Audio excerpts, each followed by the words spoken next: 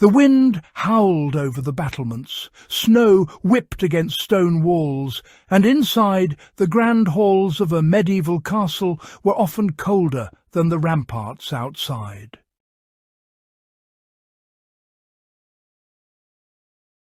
Imagine living in a fortress, built to withstand armies, yet struggling to keep your own chambers warm, your breath rising in clouds as you moved through shadowed corridors.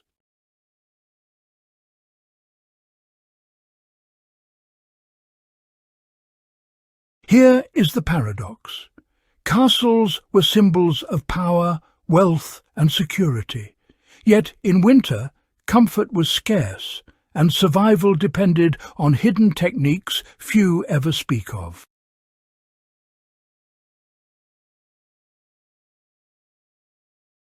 The mystery deepens when we realize that those who lived there, lords, soldiers, servants, developed ingenious, almost forgotten methods to endure freezing temperatures for months at a time.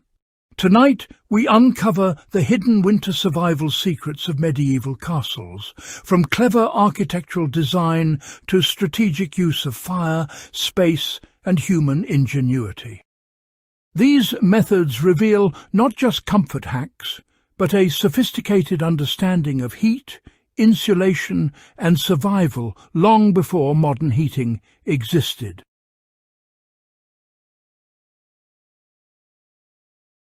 Behind the tapestries, hearths, and stone walls lies a story of adaptation and resourcefulness, showing that even in palaces of power, winter was a formidable adversary that demanded respect, intelligence, and careful planning. Understanding these methods requires seeing the world as medieval people did. Homes were designed to trap every ounce of heat. Walls of wattle and daub or stone were thick, often insulated with mud, straw, or even animal hides. Windows were small or covered with oiled cloth to block drafts while letting in light.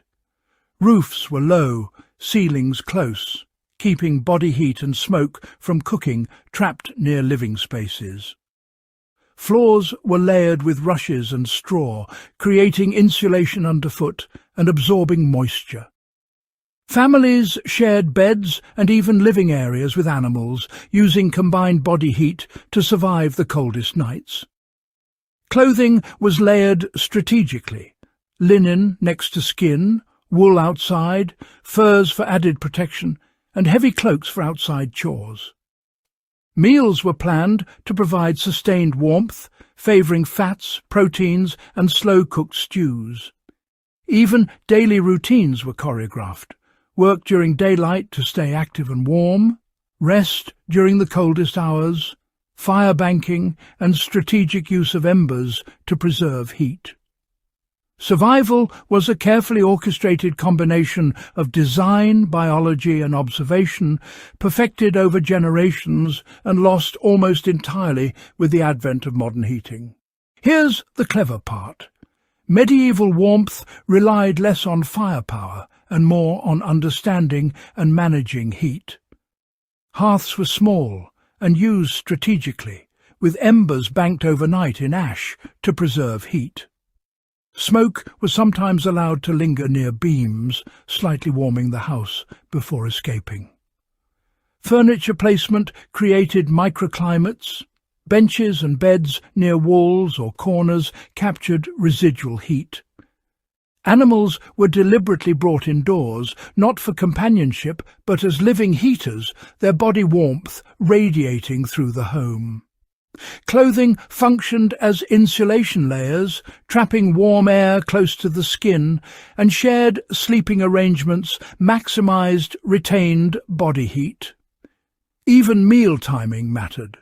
Hot foods and calorie-dense dishes created internal heat, sustaining energy throughout long, freezing nights. Floors, walls, and ceilings acted as thermal reservoirs, absorbing heat during the day and releasing it slowly at night. This was applied thermodynamics without instruments or formulas, a science learned through observation and experience. The knowledge vanished Once central heating, glass windows and stoves made survival intuitive rather than skilled. What seems primitive at first glance was actually an advanced system of environmental engineering, personal energy management, and clever adaptation to extreme conditions. Modern life, surprisingly, can learn from this forgotten expertise. Passive heating strategies like thick walls, insulated floors, and strategic placement of beds or furniture mirror medieval techniques and inform energy-efficient design today. Layering clothing and using shared body heat remains relevant in survival scenarios or remote living. Meal planning for sustained warmth, understanding airflow and controlling drafts are principles directly applicable to emergency shelters, eco-villages or off-grid lifestyles. Even task timing, working during warm daylight hours, conserving energy at night, reflects centuries of survival logic. Medieval methods demonstrate that comfort and safety are not purely about technology, but about awareness, preparation, and clever use of available resources. When power fails, modern heating stops, and these ancient practices regain importance. By revisiting the wisdom of the past, we see that survival, efficiency, and resilience are timeless principles, proving that sometimes the old ways outperform the new. Their methods were designed to maximize warmth while minimizing effort, a lesson for anyone facing scarcity or extreme conditions. The lasting takeaway is that warmth is not merely about fire, but knowledge.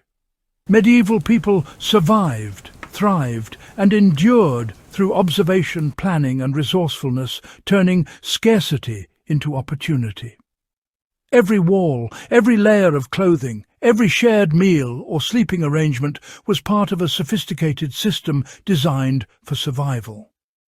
By studying these methods, we recover a mindset of resilience, adaptability, and efficiency that modern life often erases.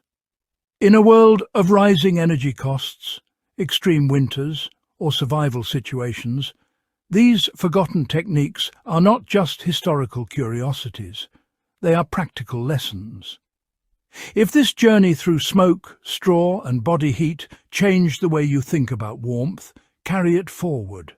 Apply it, share it, and remember that ingenuity often arises where necessity is greatest. Survival is not about having endless energy.